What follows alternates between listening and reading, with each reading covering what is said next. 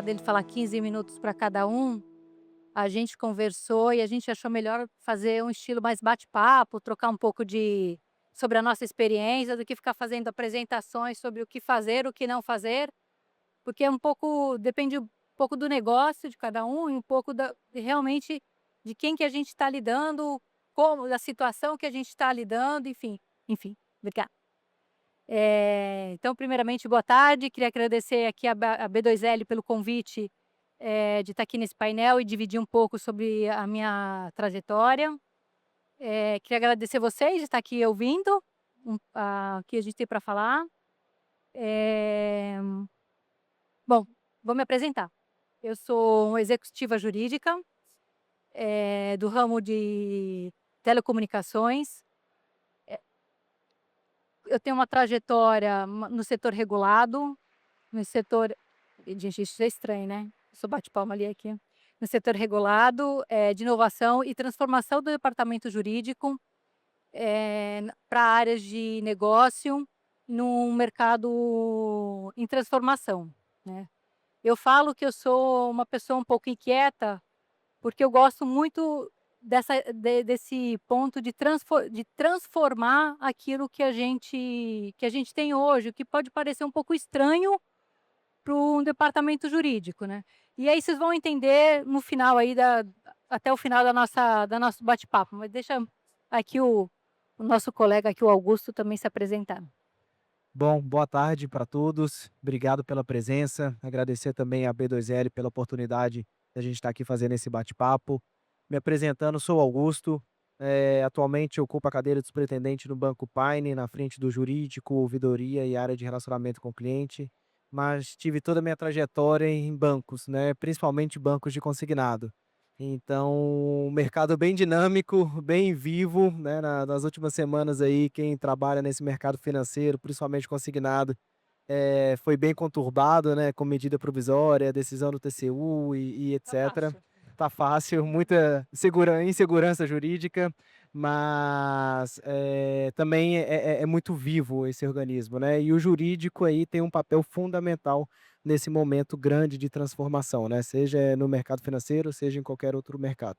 Então, eu queria agradecer a todos aí pela presença, pela escuta e agradecer também o evento aí pela B2N. E aproveitando aí a sua fala aqui o posicionamento do departamento jurídico, me fala, Augusto, um pouco qual foi o maior mito que você enfrentou, está enfrentando, sentado aí no departamento jurídico, como a head aí do departamento jurídico? Sabrina, eu acho que o maior mito continua sendo a questão do jurídico, como área de despesa, né. Eu sei que é chover no molhado a gente falar sobre jurídico parceiro do negócio, eu sei que isso já é um tema aí que a gente discute há muitos e muitos anos, mas a gente ainda tem uma grande dificuldade em mostrar que o departamento jurídico ele gera receita para a instituição, ele pode gerar receita para a instituição. Como a gente consegue desmistificar isso e mostrar que o departamento jurídico ele pode contribuir com o negócio, né. É lógico que a gente está falando aqui de um cenário em que, poxa, um contencioso jurídico, a gente estava até conversando hoje mais cedo, um contencioso jurídico, é mais fácil você mostrar resultado, né. Você tem um valor de provisão, você tem um valor de risco, você tem a sua economia, você tem um acordo e etcétera. Agora e as outras frentes também? E um consultivo, e um societário, quanto que ele mitiga de risco? E como que a empresa pode ver isso, né. E eu acho que isso vai participar vai estar alinhado muito com o momento da instituição. Recentemente, né, estou no Banco Paine, é um banco que tem 30 anos aproximadamente 30 anos de existência, muito consolidado no atacado, né, então historicamente é um banco de atacado. E nos últimos 2, 3 anos, focou muito numa carteira de varejo, né, principalmente no consignado. Cresceu o varejo, consequência disso, cresce o volume de ação judicial, decorrente do negócio, né. Infelizmente podemos discutir aqui diversos fatores que podem ter contribuído com isso. Mas a gente sabe que é decorrente do negócio, o volume da carteira e ter ação cível. Então, como que a gente trabalha essa ação cível para levar para o board, né, para a alta administração, que, poxa, estou fazendo o trabalho de mitigar risco, estou fazendo o trabalho gerando receita, estou fazendo o trabalho gerando resultado. E a gente entra aí na seara da questão do jurídico como um parceiro de negócio e não só como aquela área ali que, poxa, né, que pelo menos a gente tinha essa ideia, aquela caixinha fechada, todo mundo de terno e gravata, você tem até medo de chegar lá para conversar.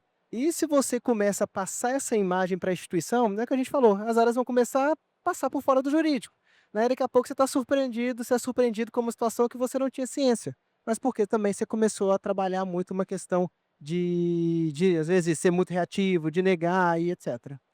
É interessante você falar isso, que uma experiência que a gente teve muito dentro da empresa, eh, a gente também foi uma iniciou como B2B e entramos no B2C recentemente, já faz 12 anos, e o primeiro momento, né, foi: área de despesa", eu falei: "Não, espera aí gente, alto lá, né, na área de despesa, eu estou aqui para trazer os números, para mostrar para vocês como a gente consegue melhorar, onde que está o gargalo, onde que a gente consegue como que a gente consegue consertar o erro para não aumentar essa liability", né. Então, é muito interessante que quando eu trazia o número para o board, né, a gente advogado, né, "Vamos consertar, vamos arrumar, olha lá o vendedor fazendo o negócio errado". Lembro que o executivo virava e falava assim: "Sabrina, dentro do nosso universo, esse tipo de reclamação, essa quantidade de reclamação, deixa, não vou nem atrapalhar o meu vendedor lá na ponta, que ele está vendendo bem. Nossa, olha a quantidade de vendas que ele teve nesses últimos 6 meses, ele está ótimo, continua vendendo. Isso aqui é muito pequeno para dentro do universo dele". Ou já aconteceu ao contrário, de ele falar: "Não, cara, isso é muito sério para o que está acontecendo, se isso continuar, isso pode trazer uma liability muito grande, isso até, para a marca fica muito ruim, então vamos agir". Então, o que que aconteceu? O jurídico trazendo o que que né, o judiciário, né, o Procon, o próprio Ministério Público, indo a nós as reclamações, né, o jurídico de massa, isso acendia um alerta ou não. Então, a gente acompanha isso e traz para o board, mas assim, um mito que para mim, desde o início, né, a gente como B2B, foi sempre é uma luta, eu digo sempre é uma luta, porque todo vendedor novo que chega e a gente faz o onboarding, tem aquela piadinha: "Ah, é jurídica, né, prevenção a vendas". Eu juro, gente, hoje a gente faz isso no online, eu tenho vontade de entrar dentro da câmera, pegar os colarinhos e falar: "Gente, não, aqui não tem mais isso", né. E realmente, para quem está na empresa há muito tempo, isso já não existe mais, esse tipo de argumento não existe mais, porque eles já entenderam que o jurídico é um parceiro de negócio, que o jurídico está ali não para travancar o negócio, pelo contrário, às vezes a gente entra para facilitar, para liberar algo que está travancado, né. Então, já aconteceu de darem papéis no jurídico e só chamarem a gente quando eles estiverem afogando e "socorro, me ajudem", mas o que a gente tem visto cada vez mais é: "Não, Sabrina, chama aqui a tua equipe, porque a gente precisa de ajuda aqui, a gente precisa desenrolar um negócio e que precisa acontecer". Então, esse mito de prevenção a vendas está cada vez mais se dissipando, graças a Deus, e só vem com as pessoas novas. Sim. E Sabrina, um ponto importante que você falou, historicamente, né, e poxa, a nossa formação, a gente é muito mais reativo do que preventivo. Exato. Né, então, poxa, eu vou melhorar o meu processo, deixa eu ver quantos que eu perdi, quanto está minha taxa de êxito, meu ticket médio e etcétera. Só que eu estou falando de o quê? De 2, 3 anos depois que o problema já ocorreu. Sim. Né, então até eu ter uma decisão do judiciário, até que esse processo se encerre, até que eu tenha ali esses indicadores, pode ser que eu vou fazer uma correção tardia, Tadinho. né, ou seja, aquela informação ali já é velha, eu já não consigo muito tratar esse ponto. Então também o que que é importante ser feito, né, que eu acho que aí é um case legal, conhecer do negócio, mas conhecer do negócio a ponto de você ir para a operação, Sim. né, não adianta, poxa, tá todo mundo confortável, né, no banco, por exemplo, todo mundo confortável, no escritório, no ar-condicionado, na Faria Lima. Poxa, excelente. Mas a nossa operação está acontecendo no centro da cidade. O cliente, aquele cliente vulnerável, ele está na nossa loja e tem um perfil completamente diferente.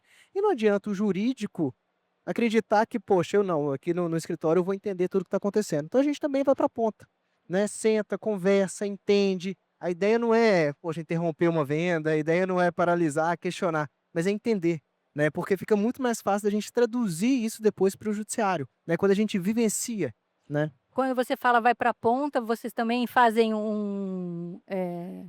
dias de venda, vocês estão lá junto com o time também? Como é que Sim, a é? gente vai para a operação, a Ah, gente que tem legal. agendas ali da gente ir até a loja, sentar e Tá. acompanhar a oferta do produto, né, o cliente ali fazendo a contratação, qual que é a necessidade dele e etcétera. E Entender o na tipo, né, o tipo de cliente que você tem, que bacana. Exato. E Olha, não que só a gente, né, nós convidamos também nossos escritórios parceiros, que é importante eles também sentirem isso, porque senão a gente fica muito do lado do, eu tô com a área de ouvidoria, de relacionamento com o cliente e do jurídico.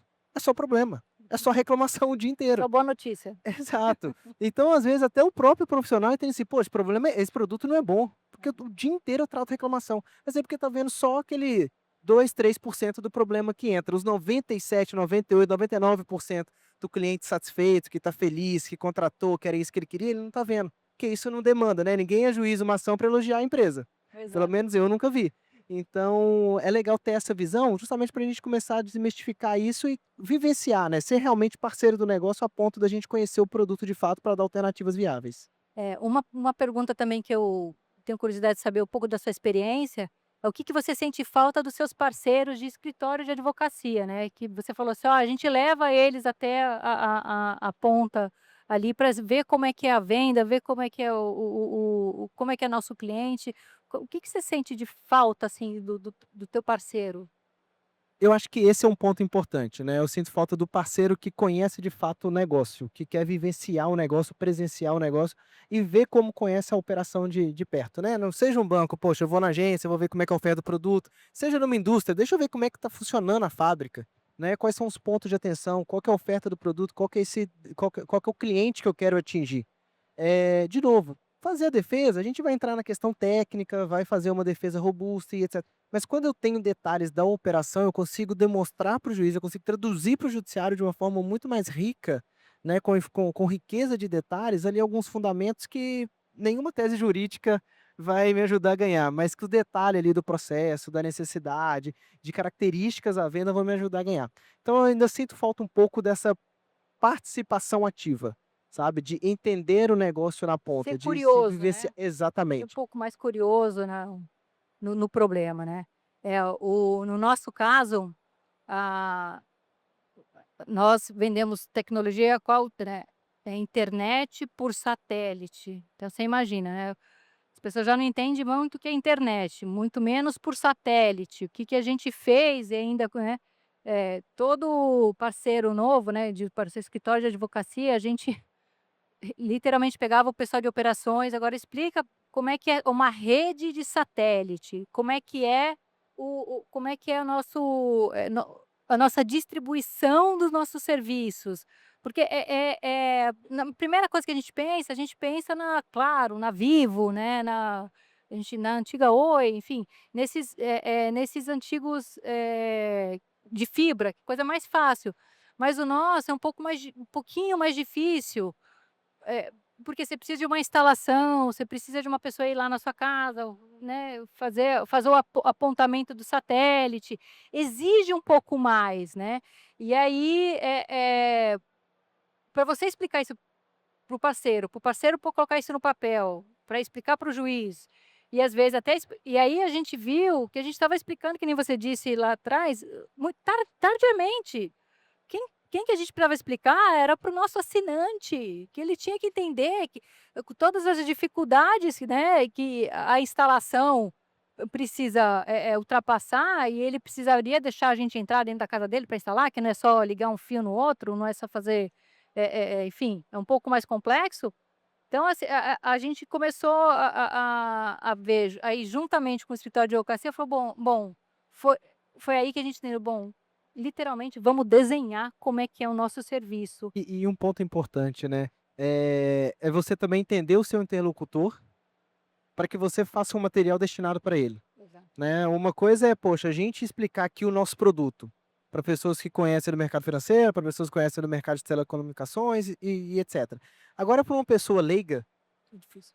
eu tenho que literalmente desenhar, né, eu preciso trazer mais clareza. A mesma coisa, poxa, um dos nossos maiores problemas, juízes que entendem que o cartão de crédito consignado é igual ao cartão de crédito convencional, que tem taxa de juros de 16% ao mês, né, não é uma realidade isso.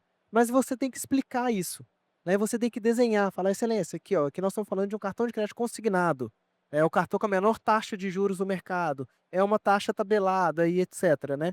Então é importante também entender a necessidade do seu interlocutor para que você possa fazer o desenho É. desse fluxo, ou então, né, o que você quer, traduzir ali naquele momento. E sobre ferramentas, Sabrina, hoje eu acho que tem uma grande, né, a gente está vendo aqui os stands, uma grande opções aí de ferramentas no mercado, muita coisa legal, muita coisa com tecnologia, com inteligência artificial. Mas o que que você viu que, poxa, foi um case legal e que te ajudou no seu dia a dia? É. A ferramenta inicial que foi acho que um kickoff importantíssimo, foi o mindset, mudança de mindset. A gente foi com a ideia de mudar o nosso contrato, de realmente fazer um contrato mais palatável para o nosso assinante e entrar com o legal design, a gente fez um curso de design thinking. E o curso de design thinking é realmente é trocar da água para o vinho, né, porque realmente você se coloca no lugar da pessoa que está recebendo aquele documento, você se coloca no lugar da pessoa que vai ler e você sente as dores, pra mim foi o primeiro foi a primeira ferramenta que foi, essencial para mudar como a empresa enxergava pra gente, né, porque é sempre assim: "Ah, lá vem o jurídico com aquele textão". Quando a gente veio com um documento cheio de design, a brincadeira interna foi: "Cuidado área de marketing, que o jurídico vai assumir", né. Porque o que que aconteceu, né, depois do contrato de assinantes, nossas políticas internas começaram as políticas internas que o jurídico era, responsável, a gente começou a usar esse tipo de comunicação. E todo mundo começou a ficar interessado e o que que é ficar interessado? Começou a ler. O que eles não liam, eles começaram a ler, o que eu achei fantástico, né. E aí a gente viu, pô, a pessoa está interessada em desenho, então já entendi. Um outro curso que a gente fez foi de apresentações de PowerPoint. Então aqueles PowerPoint que dá Chora cambalhota. PPT. Exato! Exatamente. O pessoal fala: "Não, agora o jurídico vai apresentar". Antes todo nosso, o jurídico vai apresentar. Nossa, né, liga, pega o celular, assiste. Hoje o jurídico vai apresentar, vamos ver o que que o jurídico vai falar. O pessoal presta atenção no que o jurídico vai falar. Eu achei isso sensacional, entendeu? Porque o pessoal para ver o que que a gente vai falar, porque, cara, não é bullet point, é alguma coisa que se move, a gente é satélite, né, é um satélite que voa. E geralmente quando o jurídico vai falar são temas polêmicos, né. Não. Chato, que ninguém quer ouvir, "Ai, que chato, enfim, então, as ferramentas que a gente está utilizando são ferramentas de design, a gente trocou totalmente primeiro, a gente trocou nosso mindset, né, não vamos mais, ser boring, não vamos ser chato, vamos mudar como a gente se apresenta, vamos mudar como a gente conversa, vamos se apre como a gente se apresenta, né, então e aí, o design thinking, o legal design em todas as nossas comunicações, a apresentação, mas vocês, como é que vocês fizeram? Quais ferramentas vocês usam? No diverso do na frente do contencioso, né, a gente tem uma ferramenta bem robusta hoje que faz toda a gestão dos processos judiciais e que ela nos ajuda ali, e aí foi uma construção também em conjunto, né. Até para não ter um viés muito jurídico, a gente trouxe o time de dados do banco para falar: "Olha, eu preciso gerar insights aqui e tirar conclusões". E num primeiro momento a gente até pediu: "Olha, tire suas conclusões, eu não quero, influenciar em nada Enviesar, disso". né. Exatamente. E aí a gente viu até que veio coisas bem legais, lógico, vieram coisas, né, bem viajadas, mas vieram coisas interessantes que dava: "Poxa, por que que eu não pensei nisso antes? Por que que isso aqui é uma coisa que eu estava com a mentalidade voltada para o juridiquês e que tinha ali uma oportunidade?".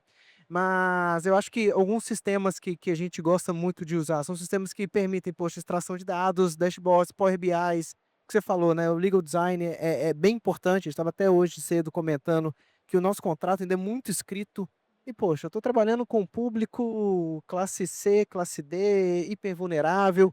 Precisa ser simples, é o que você falou, precisa desenhar para esse É, cliente o que ele está precisa. contratando. Não quer dizer que isso vai ser a bala de prata que vai solucionar toda a demanda, né, mas me ajuda a mitigar os riscos que eu tenho de uma eventual ação judicial. Lá no passado a gente discutia muito sobre, poxa, definir metas. E uma das metas que eu sempre propus foi: "Gente, vamos reduzir o volume de ação judicial". E o primeiro momento, qual que é a primeira ideia dos advogados internos? "Pô, mas o que que eu vou fazer, né? Vou ficar na porta do fórum, possibilitando o cara de ajuizar?" Hoje nem precisa, né, tudo PJE. Mas vou tentar derrubar o site do PJE para o cara não ajuizar a ação? É, você tá falando sua idade, hein.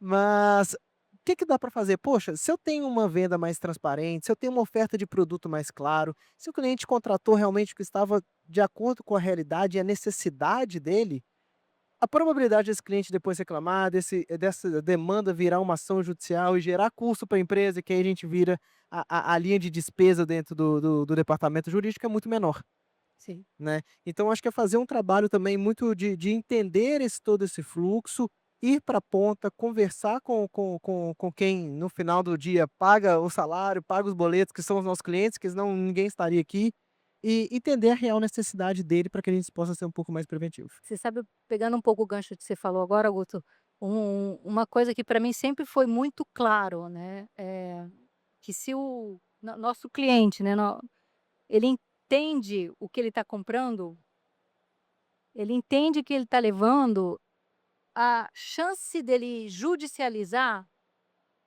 é muito pequena, entendeu. Então que ele sabe que ele está, que ele está levando um Fusca, não está levando, uma Ferrari. Ele sabe que ele vai receber o que o Fusca tá dando, não, ele não vai esperar uma Ferrari. Agora, então assim, por isso que acho que a clareza naquilo que a gente, o que a gente co a clareza do documento precisa, ser a coisa número um, precisa ser o objetivo número um, dos nossos documentos, né. Porque aí, ele entendendo, a chance dele de sair menor, eu tenho menos gastos com a judicialização, com o escritório de advocacia, enfim, eu consigo, tentar mitigar esse risco dessa complexidade, né. E outra coisa que eu acho que é super importante também, Sabrina, é lembrar que isso é de forma contínua, né, isso não Isso, acaba não, nunca. nunca, Então, poxa, beleza, dando um case real da antiga casa que eu estava, todos os nossos contratos tinham um desenho de um cartão ao lado da assinatura. Hoje até uma questão de boas práticas, autorregulação e etcétera. Tinha um cartão, o cliente assinava do lado de um cartão para ele falar que ele estava contratando o cartão. No início deu muito certo, depois o judiciário já começou a falar: "Poxa, isso aqui não é suficiente porque o cliente é hipossuficiente".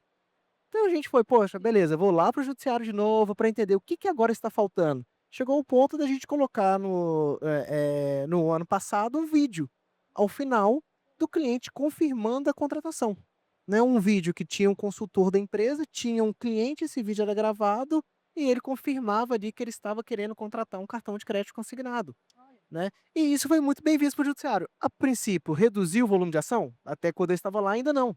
Mas me ajudou o seguinte, aumentar minha taxa de êxito e isso eu vou desestimular as ações. Porque querendo ou não, eu posso até para o judiciário falar: "Excelência, aqui tem uma má-fé, eu tenho um Sim, vídeo do cliente. Se não for com vídeo, eu vou ter que interditar o cliente que não pode exato, contratar nada", né. Mas eu tenho, tipo, toda uma segurança jurídica, que era algo que, poxa, a um primeiro momento vai burocratizar o processo, vai criar mais uma etapa de venda, então comercial é contra, operações é contra, a maior parte das áreas são contra, mas lógico. que hoje eles são até defensores desse projeto, em razão ali dos benefícios que a gente conseguiu demonstrar, né. Se deve diminuir também com esse vídeo a possibilidade de outro das pessoas comprarem usando os dados de outra pessoa, né, enfim, você falou: "Olha, tem um vídeo, me mostrou aqui, eu tenho documento, eu tô de boa fé também aqui", né, enfim, ele consegue achar outros argumentos, né.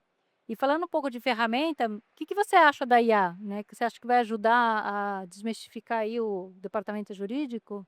Ou vai diminuir o departamento jurídico? Esse tema é polêmico, né, mas não dá pra gente ficar fora dele e, é algo que, ou a gente adere e saiba usar com consciência, ou a gente vai ser expurgado do mercado, né, não tem como a gente fugir disso. Eu vejo com muito bons olhos as plataformas, as ferramentas hoje de tecnologia, de IA, mas de IA propriamente dita, né, porque a gente ainda tem muita coisa que fala que é uma inteligência artificial, mas às vezes é uma CR, é uma RPA, alguma coisa Uma nesse sentido, uma automatização, né, automatização, exato. mas também tem muita coisa legal de inteligência artificial. E eu acho que ela veio para, estava até comentando esses dias, para devolver para o advogado aquele olhar crítico, Sim. né, porque no meu ponto de vista, nenhuma IA, ela consegue caminhar sozinha sem ter um bom técnico por trás, né, sem ter um bom profissional por trás ali fazendo as análises, fazendo as validações, fazendo os direcionamentos. Mas ela consegue encurtar os caminhos, né, então ela consegue com uma riqueza de detalhes, com mais tempo, às vezes exaurir determinados subsídios, fazer um Ctrl C, Ctrl V de uma forma muito mais séria, que às vezes você precisava ter um humano ali fazendo, copiando, poxa, o nome da parte autora para colocar na contestação, a vara para colocar na contestação. Isso aí a faz de uma forma muito mais Vocês estão célere, inclusive usando? crítica. Vocês estão usando A já? gente está começando a usar também nas nossas contestações a IA, justamente para que a gente possa, começar a escalar também de uma forma mais rentável. Por quê? A IA também, hoje, ela tem um custo muito mais barato, né. Pode ser que lá no início eu tinha um custo muito alto de implantação de IA. Hoje, como ela escalou, né, querendo ou não, né, Sim, todo mundo usa, então hoje o custo é bem mais barato para a gente, para IA. E aí eu consigo mostrar valor para o negócio. sim. Falei: "Ó, eu estou tentando reduzir meu custo operacional e também tentando aumentar minha taxa de êxito". Eu entendo que a IA, além de trazer, respostas mais rápidas, né, hoje qualquer pessoa tira dúvidas, né, desde "tô com dor de dente" até o "por favor, me faça um contrato de locação no". eh eh, eu lembro que meu chefe um dia chegou e falou: "Sabrina, olha, fiz o meu contrato de locação aqui da praia pela IA, olha que incrível". Eu falei: "Ótimo chefe, assina aí, usa ele, nem vou ler". Ele: "Não, dá uma lidinha". Eu falei: "Não, mas não precisa de advogado, né, pra quê? Você já fez, já usou o IA, pra que você quer que eu leia? Usa, assina e vai embora". Enfim, eh, mas eu entendo que vai dar mais tempo para o jurídico, né, trabalhar no que é o cerne do negócio, para trabalhar, para olhar mais para o estratégico, para trabalhar, ou seja, vai exigir do advogado mudar um pouco de postura, né. Então, eu não acho que vai diminuir, a IA vai tirar, emprego das pessoas, mas vai exigir que a gente mude a forma que a gente trabalhe, porque a gente vai ter que começar a ter olhar crítico para o nosso negócio e realmente, utilizar isso a nosso favor, né, enfim, eu acredito. E aqui até pra gente fechar, tá terminando o tempo aqui, faltou 1 minuto e meio. Nossa, eu não enxergo. Eh você falou um pouquinho no início na sua fala sobre a questão de, poxa, como é que é importante, às vezes, o jurídico ter poder de fala, né, levar para discussão, participar das tomadas de decisões e etcétera. Que você acha que é o momento, pô, ideal? Cheguei num patamar em que agora eu consegui desmistificar o jurídico, o departamento, a instituição, a empresa entende ali que o jurídico já é uma área parceira do negócio. Quando você acha que chega esse momento? Ou você acha que não é um negócio contínuo e não vai chegar nunca? Não, chega, gente, chega. Eu acho uma delícia quando o pessoal de produtos tá ali, lá matutando um novo produto e chama a gente e fala assim: "Olha, tem um negócio novo aqui, vamos sentar para conversar, para ver o que que vocês acham?". E aí chama e realmente bota o pessoal de contratos, bota o pessoal de regulatório, né, pra ver como que a gente pode agregar valor naquilo. Então eu acredito e eu vivo isso, tá. Às vezes tem alguns soluços, mas, a gente realmente conseguiu, eh, fazer isso acontecer. Não, legal. A gente acha que, né, no nosso cenário hoje, a gente está num caminho para isso, né, de ter ali uma visibilidade maior, apesar de ter muita autonomia da alta direção e etcétera. Mas como é uma carteira muito nova ainda, a gente está caminhando para isso também, né, a gente tá ganhando corpo para atuar nesse momento. Mas é o que você falou, é muito gostoso quando você está ali, né, no seu dia a dia, chega a área de produtos e fala: "Ó, tive uma ideia". Você fica às vezes até um pouco receoso, você fala: "Meu Deus, o que que vai vir agora, né, qual que é a criatividade?". Mas é gostoso sentar numa mesa, juntar várias áreas e assumir risco em conjunto, né, e que o jurídico também participa disso, falar: "Poxa, isso aqui não dá". mas vamos chegar no meio do caminho, porque eu conheço do negócio, eu sei que isso aqui pode ser uma alternativa e dá para viabilizar a continuidade, né. Para que também seja visto como uma área realmente que viabiliza negócios e que traz receita, né, não só Exa como uma área de despesa. exatamente, exatamente. Eu acho que acabou o nosso tempo. Augusto, obrigada aí pelo bate-papo, obrigada mesmo. Obrigada a todos que nos ouviu. Eu acho que é isso antes que nos expulsem daqui. Eu não sei o que que vão fazer. Paju, né. Obrigado, Suzana, obrigado a todos aí pela escuta, pelo tempo também, e mais uma vez parabéns aí pela BDZL pelo evento.